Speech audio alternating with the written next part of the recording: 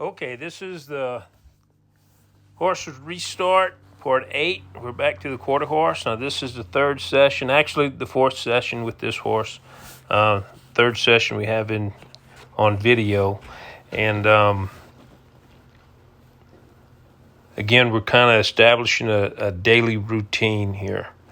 I'll go into the brown pen and ask him to lead. And when they lead, I'll put the halter on, and then I'll go back and get a feed bucket and feed them a little bit and brush them down.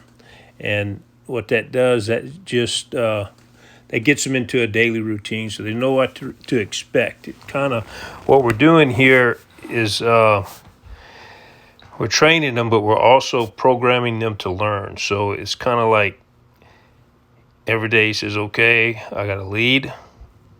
He's going to halter me. He's going to feed me. He's going to brush me, rub me down. And then it's going to be time for me to learn something." And once they get that in their mind, the training sessions will go a lot quicker, because they're going to try to start understanding what you're wanting them to do, other than just reacting to what they already know. So it's programming them to learn when you do this in a routine. Again, what a horse does in the present is based on what's happened in the past. So if you establish this as a habit,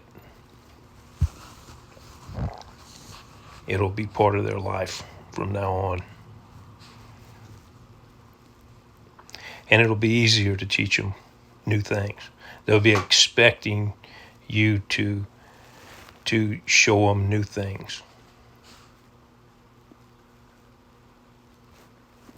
So I'm rubbing the horse down, let him get a little nibble of grain. I'll go ahead and pick their feet up and check their feet out, make sure there's nothing in them and they're clean and everything.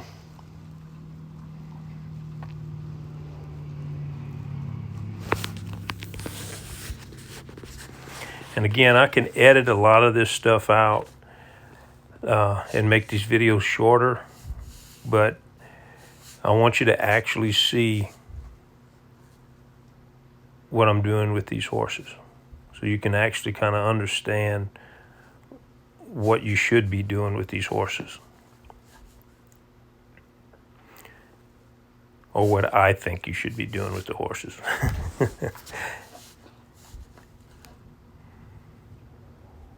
There's thousands of different ways to train horses. This is just the way that works best for me. And guys, I've tried a lot of different ways. When I was younger, I did the cowboy thing. You watch John Wayne and the Cowboys, how they run them horses up there and they snubbed them off and sacked them out and got on and bucked them out. I did that when I was younger. It used to be fun. It ain't fun no more. And this is a heck of a lot easier on these horses this way, and you don't get as many broken bones. And I honestly don't think the Cowboys did that in back in the day. You notice me spraying this fly spray on here on this horse. I already know that this horse can take this, because I've trimmed his feet. I've already sprayed him down whenever I was working on him and stuff. So I know he could take fly spray. Don't try to just spray fly spray on a horse that you know nothing about. Tied up. Don't tie him up, because they're liable to jump around.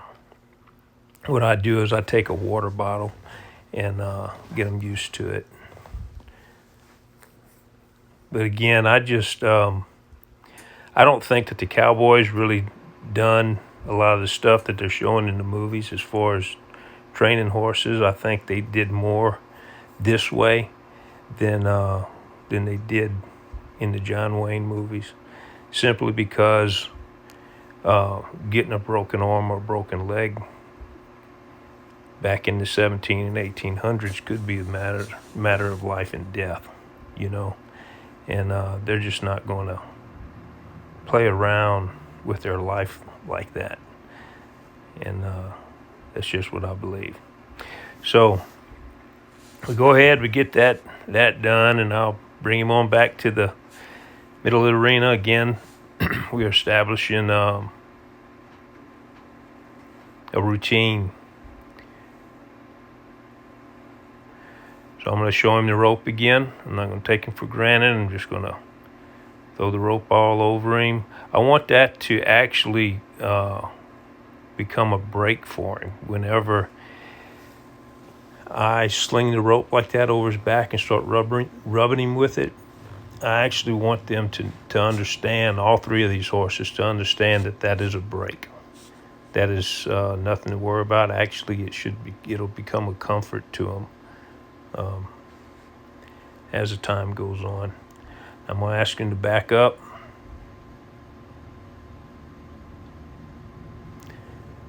He's still wanting to lunge a little bit. So I'm going to ask him to back up a little bit. He thinks he has to leave. So if you notice what I did, I asked him to back up, and instead of letting him sit out there, I walked to him. Let him come on back in, and I asked him to back up again. Now, I don't want him thinking he needs to leave. He's thinking about it. I'm going to stop him. All I'm asking him to do is back up and stand still. If I'm using him on the ranch and I got a calf roped or something and have to get down, and I ask him to back up, I don't want him thinking he got to get that rope tight and then take off running, to leave. That's very, very, very bad thing. So you don't want to just back a horse up and then send them all the time whenever you teach them to lead, because they're gonna think that that's what they should do. Okay, so you need to let them back up and just sit there for a minute. And you got to mix it up just a little bit. You might walk to them, and you might ask them to move to the left or to the right. And this is all I want to have to do to them, is just lift my hand, shake my finger or my hand at them a little bit to get them to back up. Done real good. Didn't try to leave, stayed right there. So I'm just going to walk to him, okay? I'm not going to add anything to it. I want him to understand all I'm doing is asking you to back up.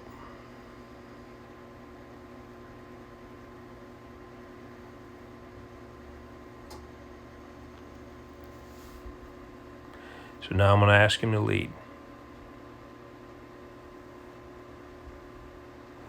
Now, if you notice now, he's not just jumping out to the side. He's not thinking that he has to run off anymore.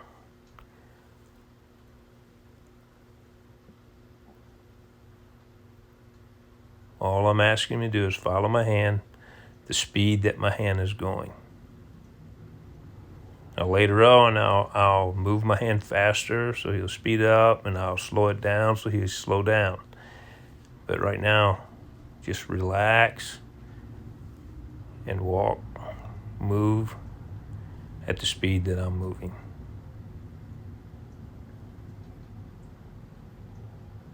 And he's doing real good. Now you're going to find that this horse here is going to go through this restart a lot faster than the other horses. And what that's telling me is that his foundation is really good. Okay, now the other horses is not a result of poor training. It's just lack of training. The other two horses are just hasn't been, they're just really, really green. They just don't know. Most of theirs just lack of knowledge. This horse here knows what to do, okay? This horse's problem was lack of maintenance. He was started once upon a time, and it might have been I don't know how old this horse is, but I'd say he was probably started 5 or 6 years ago, if I were to guess, and he was started correctly. But something between then and now wasn't maintained. Now, it could be just lack of riding, it could be poor riding, it could be a combination of both. Don't know, doesn't really matter. Here he is. He is what he is. So he went left, he went right, he's doing good. Now I'm getting him to give his head. So what I want to do is I'm going to stand on the side and I'm just going to pull just real light on that halter. You see, he give his head, and as soon as he gives it, I release the tension. Asking for it again.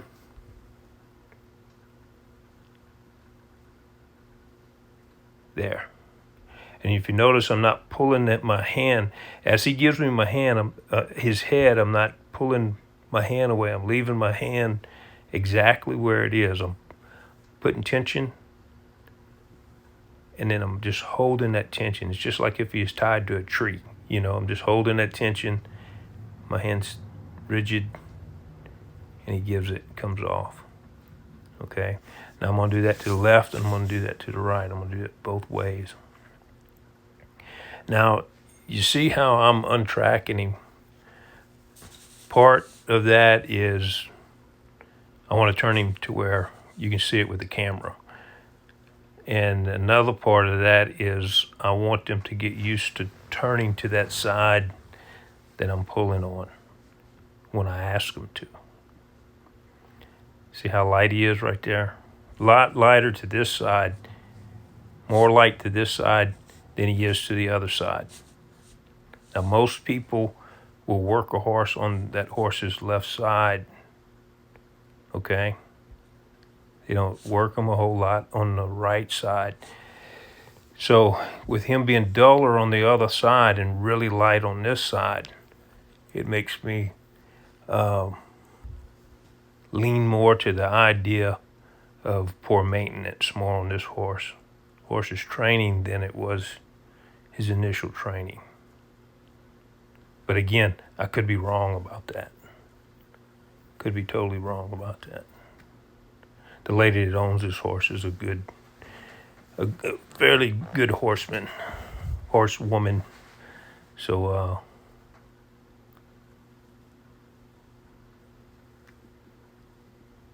I don't think it's a whole lot of maintenance now. I'm going to ask him, he gave his head left and he gave his head right. And what I'm going to do is get him to give his head up and down. Now I'm starting with this horse so you can see it good on this horse. Okay? You kind of see what I'm wanting with this horse when we go to the other two horses.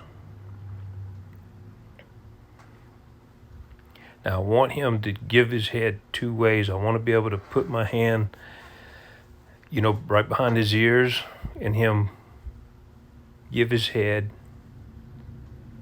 And I want to be able to just pull down with the halter and him give his head.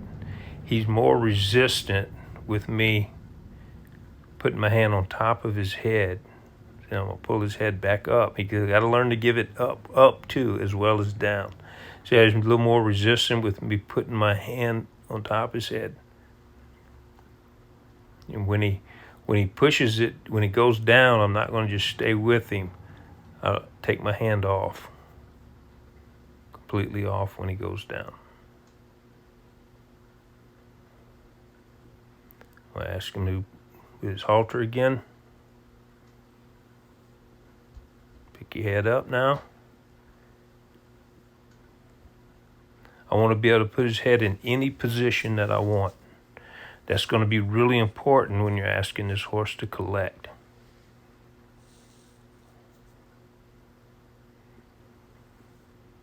This is really important. A lot of people skip this.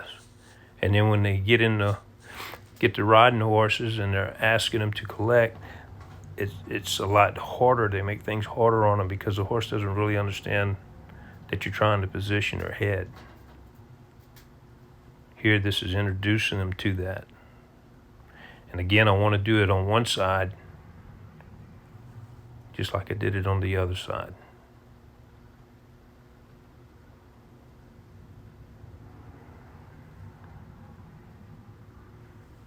And that's important. A lot of people don't understand that doing it on both sides is important. It changes the whole game whenever I'm standing in that other eye.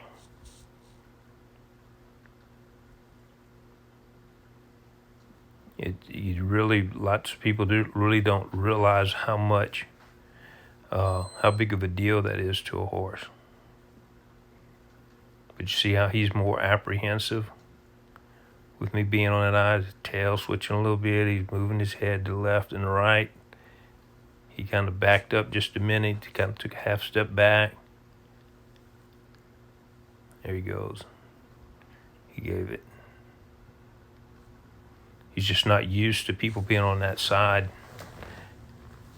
asking for his head. That's going to make a difference when you get on his back and you start to ride. Whether the horse turns to the left or turns to the right. Some horses are harder to the left than they are to the right, or vice versa. But a lot of that is because of this part right here. They skip it, and they're not getting the horse soft on both sides. Now I'm going to cue him with my hand to move his back in. I'm putting my hand right where my foot would be if I was asking him to give his hindquarters. And what I do is I'll do it in phases. I do it in a 4 count. I'll go hair, 2, 3, 4, skin, 2, 3, 4, muscle, 2, 3, 4, bone, 2, 3, 4. And you notice he moved on bone. Okay, I was having to push on him. And I'll do it in a 4 count, so you'll see it'll be hair, 2, 3, 4, skin, 2, and he moved. Get up here where you can see me. Let's say he moved. Hair, 2, 3, 4, skin, 2, 3, 4, muscle, 2, 3, 4, bone, 2, 3, 4, and when I get to bone, I'm just going to hold it till he moves. If we stand there for 30 minutes, we'll just stand there for 30 minutes, but I hold it till he moves. But again, I don't follow him with my hand. As soon as he moved, if you notice, I just let him move away from my hand. I didn't push him. I just pushed it to the bone and then held and let him move off of it himself. See how I didn't move my hand with him. Okay. Now, ideally, I want phase 1. I want as soon as I touch his hair for him to move his hindquarters. He may not get that today. Okay.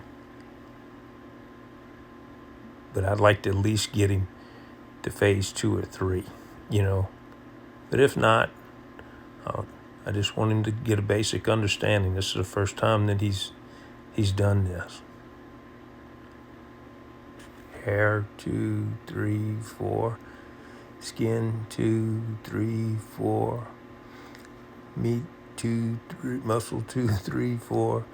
Bone, 2, 3, 4. And hold. And there he goes.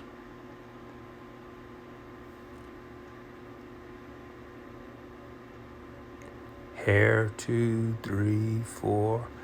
Skin, 2, 3, 4. Muscle, 2, 3. Okay, see, I got phase 3 out of him right there. And you do all of it. I do all of it in a 4 count. And it gives the horse reaction time into where he can anticipate what's happening next. See right there, I got it on maybe phase 2, probably phase 3, but maybe phase 2. Try it again here. Hair, 4, skin, Right there, phase 2. Good. Did good.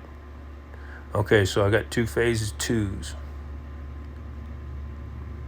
Okay, now I'm gonna go to the front end. He done good with that. Now I'm gonna hold his halter, maybe put a finger or 2 in there. You don't want to just wrap your hand in there in case he takes off running. You don't want to get your hand stuck in his halter and get drugged. So just hold him a little bit and just push his head around and do the same thing around your girth. It's gonna be, and you see how he's asking questions. You don't really know what's happening. So I'm just drifting with him till he moves that front end around. And again, I'm putting my hand approximately where I'm going to cue him with my foot. Okay? I'm going to move him back around where you can see him.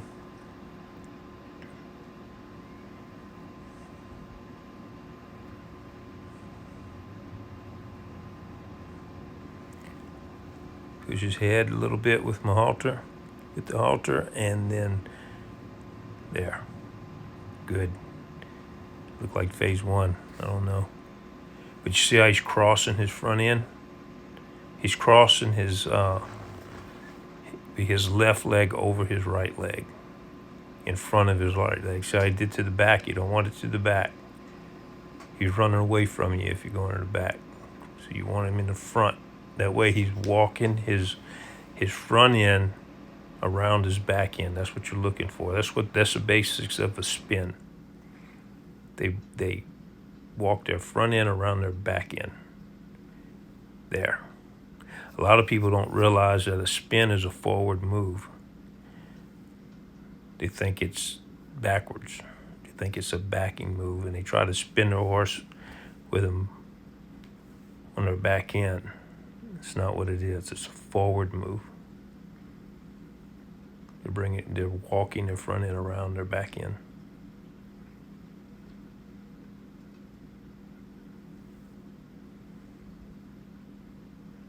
There.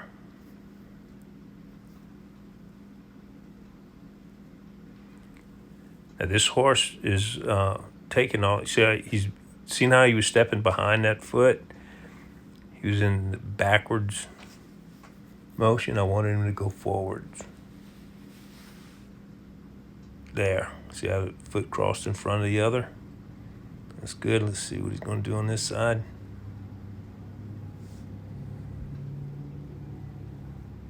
Backwards, so I'm just going to hang to him. There, and went in front. Good. See if it's backwards again. I want him going backwards again. We're just going to stay with him till he crosses in front. Front, there, good. Front, there, good. Front, good. Front, good.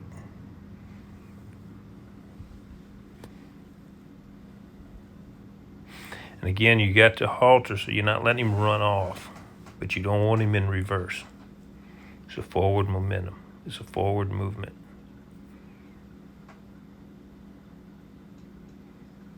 Okay, so now we're going to reassure him with the rope, and we're going to move on. He got that fairly well, so we're just going to keep on moving.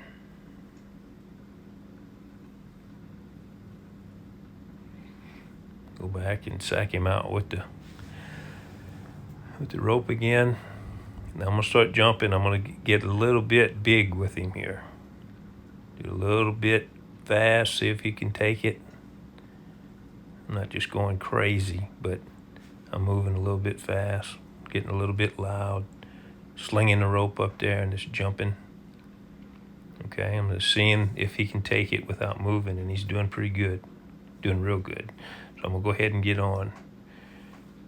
I'll put like a sack of potatoes. Basically what I'm doing is I'm just rubbing him with my whole body. I'm petting him with my whole body, okay, right now. See if he can take it. Lay on him. He's kind of looking like, what the heck are you doing?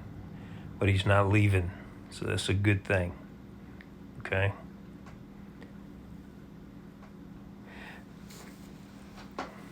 Go ahead and get on. Now, all of these horses have been ridden. Alrighty, so this ain't like I'm doing something magical here. This horse has already been ridden. This horse has probably been ridden quite a bit. It's just been years.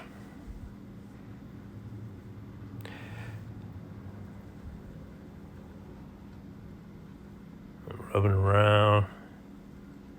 What I'm doing is I'm asking him to move because I've already been on this horse's back already. We've already done this and he's done okay. So I'm just going to ask him to move just a little bit. Now the owner said that this horse bucked with her and it run off. Okay. So I'm asking him to move right now without the saddle on. Because if he decides just to act stupid or run off, I can just slip off and be on my feet and not have a wreck. Where if I'm in a saddle, I'm in there. Okay, it's harder to get off.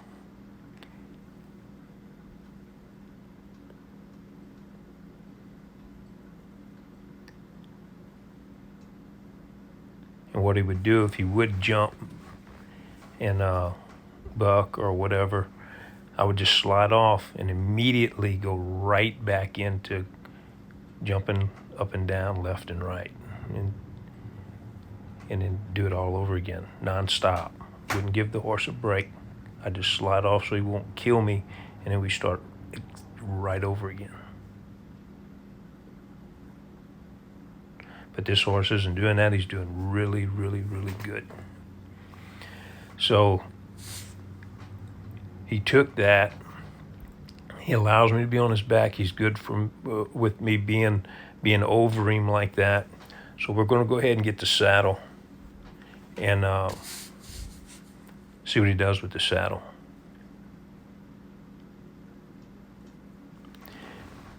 And all of this, you're going to see why I needed to get direction and all of that from him first. He needed to follow my hand and all of that first.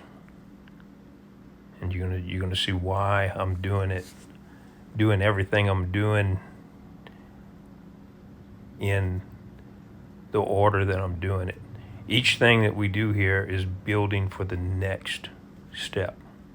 Okay? He had to lead in order to get caught, in order to settle his mind. He had to he had to learn to take direction and move where I tell him to move. And it settles his mind. Then he needed to let me be able to touch him everywhere, all over his whole body. Now we're putting all of that together right here, introducing him to the saddle. I'm going to let him smell it, let him look at it. I'm not going to take this horse for granted. He's already seen a saddle. He's already been saddled. But apparently there's holes in him somewhere, and that's what I'm looking for. So I'm not going to skip anything.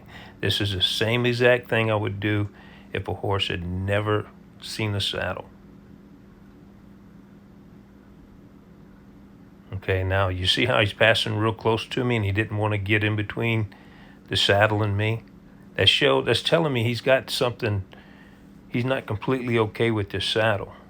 Okay, that's why I asked him to go in between it. I want to see if he's going to pass close to the saddle or if he was going to pass close to me. And you seen it, he passed close to me. He was kind of apprehensive. So I'm going to ask him to get on over there close to the saddle.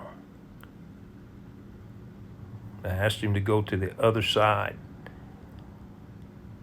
telling him to get away from me, go to the other side, and I'm letting him stop and smell this saddle. I'm letting him see that it's okay, it's not going to hurt him. Now, even this horse has been saddled 100 times, he still was a little apprehensive with the saddle. And now you see he's getting okay with it. That's what I'm saying. You don't take them for granted. Don't assume that they know anything. Okay, that's the whole point of a restart. You have to go through every little detail of the restart to make sure they're okay with stuff. Now, again, you don't have to spend a whole lot of time on it. If they're okay with it, you don't have to just dwell on it. But you need to see where the holes are at.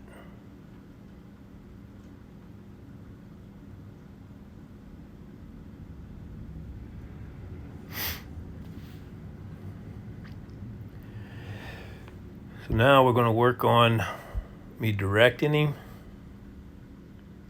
and getting used to the saddle all at one time.